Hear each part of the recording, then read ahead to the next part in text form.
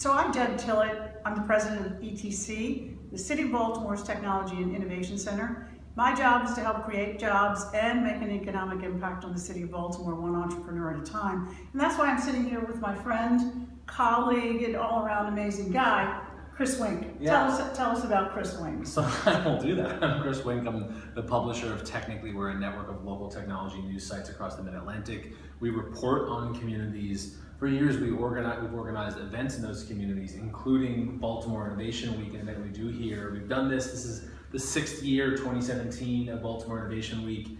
We've always wanted to be among the conveners of our communities. One thing we've learned, though, is we need a partner if we want to get to that next level of inclusive innovation. We as a news site are always going to be a must-read for technologists and entrepreneurs, but I've always loved the ETC's mission and passion about making more corners of Baltimore part of the Baltimore tech community. So why the heck did you think partnering with us could be an opportunity to keep building that mission? For all those reasons you just said, Chris. Really important that we have an opportunity to convene the entire City of Baltimore. Inclusiveness, that means a lot of things to a lot of different people, but to me and to you, I think it means that everybody can get involved in something as amazing as this week that you guys started 6 years ago. So Baltimore Innovation Week, we've been around and with you and convening since the early days, but I think really important that the whole city is involved and that we're talking about all walks of life and entrepreneurship and innovation in all kinds of segments, not just technology.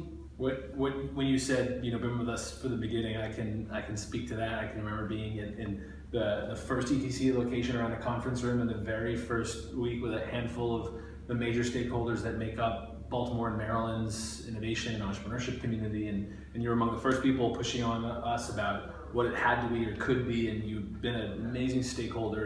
And this year we're partnering on an array of events that represent that, because Baltimore Innovation Week, like the entire community of technology and entrepreneurship, when you say it has to include everyone, that has to include highly profitable, highly scaled, serious ventures in medical devices or software or creative agencies. It has to be the best and the brightest. And it has to be people who are from communities that very much have those same strong ideas, but haven't always had the opportunities to find out how they have on-ramps. So a few examples of events that for me speak to that range. There are social events every night, including many held by and at the ETC as being a headquarters and a convening of an entrepreneurship community, but there are events that range from Technically Introduced, an event series we do matching young companies with larger corporate clients for client meetings, pitches. That's one of my favorites. I think that's a critical piece of the ecosystem here in Baltimore, that larger companies are really interacting with the smaller companies, and not just tech companies. But we need to source locally.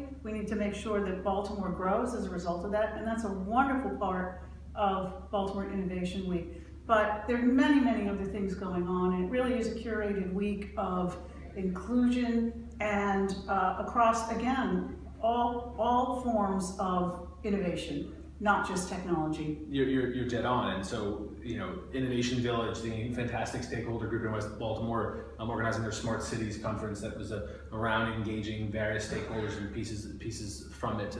Code in the School is a major partner of its Game Jam, and how other parts can be showed off what technology is being built locally and displayed. And don't forget that we need to understand and remember that there are great startup group, Moms as Entrepreneurs, and they won a MICA business plan contest a couple of years ago. I saw them pitch, and the idea really is that there are many, many young women who want to be entrepreneurs but have families, kids, obligations. So in and around their space is they make sure there's daycare, right? So I wouldn't be doing my job if I didn't at least thank our sponsors for making this happen and for this week, and Baltimore Development Corporation, and Point 3, Arrow Electronics, and Yet Analytics, and I know I'm forgetting someone. But there's tons of partners from, we've also been supported by Tedco, 14 West, there's such an array, MindGrub, so many partners that make up this ecosystem. So close us out during the innovation celebration. That's the end of the week that wraps us, but there's more than 30 events. BaltimoreInnovationWeek.com is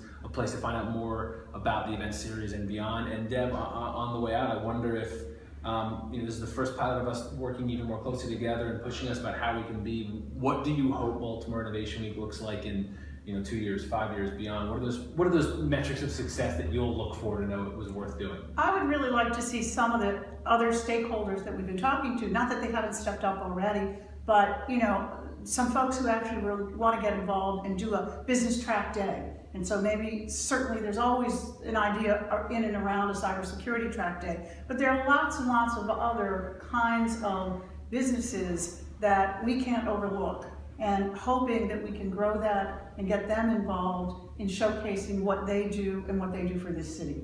That's well said.